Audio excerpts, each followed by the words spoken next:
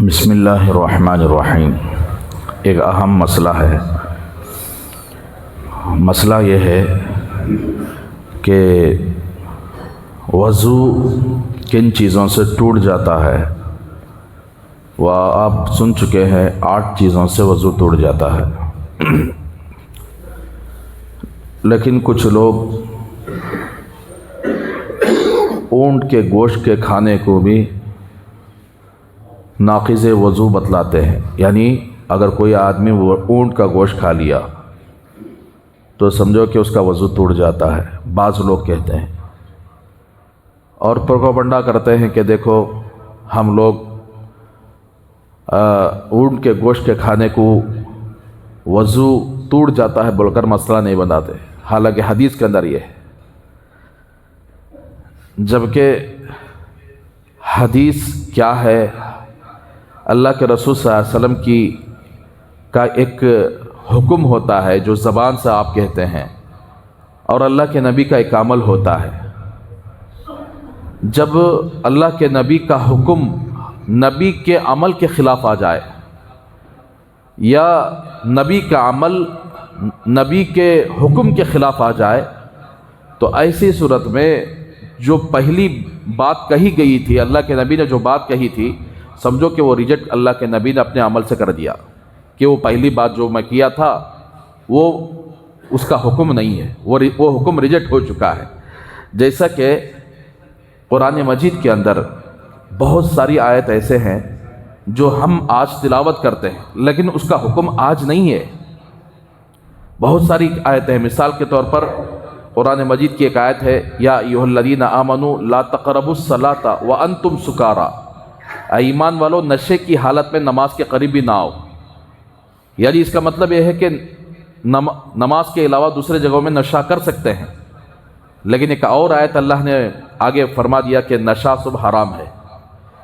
تو اب یہ جو آیت پہلے کی ہے، نشہ کی حالت میں نماز کو نہ آؤ، تو یہ آج بھی تلاوت کی جاتی ہے، لیکن اس کا حکم نہیں ہے۔ اسی طریقے سے حدیث کے اندر بعض احادیث ایسے ہیں جو آج حدیث کی کتابوں میں موجود ہیں، لیکن اس کا حکم نہیں ہے۔ اس میں سے ایک حدیث اونٹ کے گوشت کی ہے۔ دیکھیے 2 احادیث آپ کے سامنے پیش کی جائیں گی۔ وعن ابی ہریرہ رضی اللہ عنہ قال سمعت رسول اللہ صلی اللہ علیہ وسلم، حضرت ابو ہریرہ رضی اللہ تعالیٰ عنہ سے روایت ہے، وہ فرماتے ہیں کہ میں نے رسول اللہ صلی اللہ علیہ وسلم سے سنا، فرماتے ہوئے سنا، یقول تبضؤوا مما مست النار، رواہ مسلم، وضو کر لیا کرو اس کھانے سے جس کو آگ نے جلایا ہو، یعنی آگ میں جلی جانے والی جتنی بھی چیزیں ہیں وہ چیزوں کو کھاتے ہیں تو وضو کر لیا کرو۔ ہم لوگ چاول کھاتے ہیں، ہم لوگ روٹی کھاتے ہیں، سالن کھاتے ہیں جو آگ سے پکا ہوا ہے، تو آگ سے پکی ہوئی چیزوں کو جب کھاتے ہو تو تم وضو کر لیا کرو۔ تو یہ حدیث اللہ کے رسول صلی اللہ علیہ وسلم کی امام مسلم نے روایت کیا ہے۔ قال الشیخ الامام الاجل محی السنہ رحمۃ اللہ علیہ، شیخ امام محی السنہ رحمۃ اللہ علیہ فرماتے ہیں کہ ھذا منسوخ بحدیث ابن عباس رضی اللہ عنہ قال ان رسول اللہ صلی اللہ علیہ وسلم اکل کتف شاۃ ثم صلی ولم یتوضأ، متفق علیہ۔ اوپر کی جو حدیث ہے، اللہ کے رسول صلی اللہ علیہ وسلم نے جو بھی آگ میں پکنے والی چیز ہے اگر تم کھا لیتے ہو تو وضو کر لیا کرو، یہ حدیث پڑھی تو جاتی ہے، یہ حدیث موجود ہے، لیکن اس حدیث کا حکم نہیں ہے۔ کون سی حدیث اللہ کے نبی صلی اللہ علیہ وسلم کی جو آگے جانے کے بعد وہ حکم بدل گیا ہو؟ وہ عبداللہ ابن عباس رضی اللہ تعالیٰ عنہما کی حدیث ہے کہ حضرت عبداللہ ابن عباس نے دیکھا کہ اللہ کے رسول صلی اللہ علیہ وسلم بکری کی ایک ران کو کھائے، پکی ہوئی ران کھائے، ثم صلی، پھر آپ نے نماز پڑھی، ولم یتوضأ، آپ نے وضو نہیں فرمایا۔ یعنی اس کا مطلب یہ ہوا آگ میں جلی ہوئی چیز جو ہے اس کو کھانے سے وضو لازم نہیں ہوتا، وضو ٹوٹتا نہیں ہے۔ تو یہ حدیث کی وجہ سے پہلی کی حدیث کا حکم ختم ہو گیا۔ اب یہ حدیث کو آ کر اس کے اوپر عمل کیا جائے گا، یعنی آدمی کھانا کھانے کا آ کر سیدھا وضو کی حالت میں تھا، کھانا کھایا، گوشت کھایا، سیدھا آ کر نماز میں آ کر شامل ہو گیا۔ بعض محدثین فرماتے ہیں اوپر کی جو حدیث ہے نا وہ منسوخ نہیں ہے، یعنی اس کا حکم آج بھی موجود ہے۔ وہ زمانے کے اندر وضو بولے تو کسے بولتے تھے؟ جیسا کہ ہم لوگ کان تو بھی سفر میں جا کر آئے، کان تو بھی ایسے محنت کی جگہ جا کر جب ہاتھ منہ دھولے کا آکو بیٹھ جا کر بولتے، دیکھو محاورے میں ہاتھ منہ دھولے کا آکو بیٹھ جائے سر۔ تو اللہ کے نبی صلی اللہ علیہ وسلم کا فرمانے کا مطلب یہ ہے وضو سے مراد یعنی تم جب کیا تو بھی چیز کھا لے کر بولے تو ہاتھ منہ دھو لے کر آکو نماز پڑھو۔ وہاں حقیقی وضو مراد نہیں ہے جو ہم لوگ کرتے ہیں نماز کے لیے، جیسے کہ کیا تو بھی باہر چلے گئے، ہمیں باہر کیا تو بھی بازار کو جا کر آئے یا دکان کو جا کر آئے، کھانا کھانے بیٹھتے ہیں تو گھر والے کیا بولتے ہیں؟ ذرا ہاتھ منہ دھو لے کر آکو بیٹھو کرو بولتے ہیں۔ کیونکہ اس لیے کہ تمہارے چہروں پر ہاتھ پر کیا تو دھول گل رہتی، ہاتھ میں کیا تو بھی آ کر کیا ہے اس طرح کی چیزیں رہتی، اس لیے ہاتھ منہ دھو لے کر آ کر بیٹھو۔ تو اسی لیے تم جب آگ میں پکی ہوئی چیز کھاتے ہو تو ایسی صورت میں وضو کر لیا کرو، تو مطلب کیا ہے؟ ہاتھ منہ دھو لے کر آ کے نماز پڑھو۔ اسی طریقے سے دوسری حدیث دیکھیے کہ وعن جابر بن سمورہ رضی اللہ عنہ ان رجلا سأل رسول اللہ صلی اللہ علیہ وسلم، حضرت جابر بن سمورہ رضی اللہ تعالیٰ عنہ سے روایت ہے کہ ایک آدمی نے رسول اللہ صلی اللہ علیہ وسلم سے سوال کیا۔ کیا سوال کیا؟ ان اتوضأ من لحوم الغنم، یا رسول اللہ کیا ہم بکری کا گوشت کھانے کے بعد وضو کریں؟ تو آپ صلی اللہ علیہ وسلم نے ارشاد فرمایا قال ان شئت فتوضأ وان شئت فلا نتوضأ، اگر چاہے تو وضو کر لے، اگر چاہے تو وضو نہ کر لے، اگر چاہے تو وضو کرے، اگر تیری طبیعت ہے چکناہٹ تیرے منہ میں ہے، ہاتھ میں ہے، تو ایسی صورت میں اگر تیری طبیعت تقاضا کر رہی کہ وضو کر لے تو وضو کر لے، اگر تیری طبیعت تقاضا نہیں کر رہی تو چھوڑ دے۔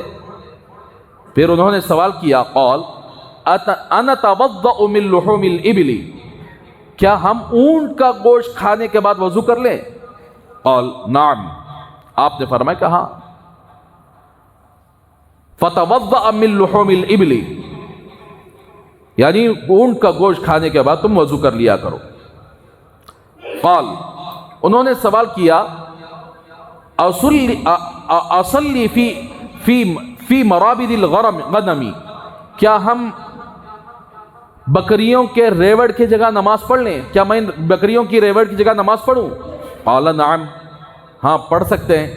قال اصلی فی مبارک الابل، قال اللہ، کیا اونٹوں کے رہنے کی جگہ پر ہم نماز پڑھتے ہیں؟ تو اللہ کے نبی نے فرمایا کہ نہیں۔ اب اس حدیث کے اندر دو باتیں ہیں۔ صحابی رسول نے جو سوال کیا تھا کیا بکری کا گوشت کھانے کے بعد کیا میں وضو کر لوں، تو اللہ کے نبی نے دو آپشن دیے تھے، چاہے تو وضو کر لے، چاہے تو چھوڑ دے۔ تیرا دل چاہتا ہے وضو کر لے، تیرا دل چاہتا ہے تو چھوڑ دے۔ پھر انہوں نے دوسرا سوال کیا اگر اونٹ کا گوشت کھاتا ہوں تو کیا میں وضو کروں؟ تو اللہ کے نبی نے فرمایا کہ ہاں وضو کر لے۔ تو اس کا مطلب وہی ہے بکری کے گوشت کے مقابلے میں اونٹ کا گوشت زیادہ چکنا ہوتا ہے۔ تو اللہ کے رسول صلی اللہ علیہ وسلم کے فرمانے کا مطلب یہ ہے کہ جیسے میں نے اس سے پہلے کہا تھا کہ ہاتھ منہ دھو لے کر آ کر بیٹھو، اسی طریقے سے جب تم اونٹ کا گوشت کھاتے ہو تو اس میں زیادہ چکناہٹ ہوتی ہے، اور اس چکناہٹ کو ختم کرنے کے لیے جیسے ہاتھ منہ دھو لے کر آ کر نماز پڑھو بولے اس سے پہلے حدیث کے اندر، اسی طریقے سے اونٹ کا گوشت کھانے کے بعد بھی تم ہاتھ منہ دھول کر اس چکناہٹ کو ختم کر کے آ کے نماز پڑھو۔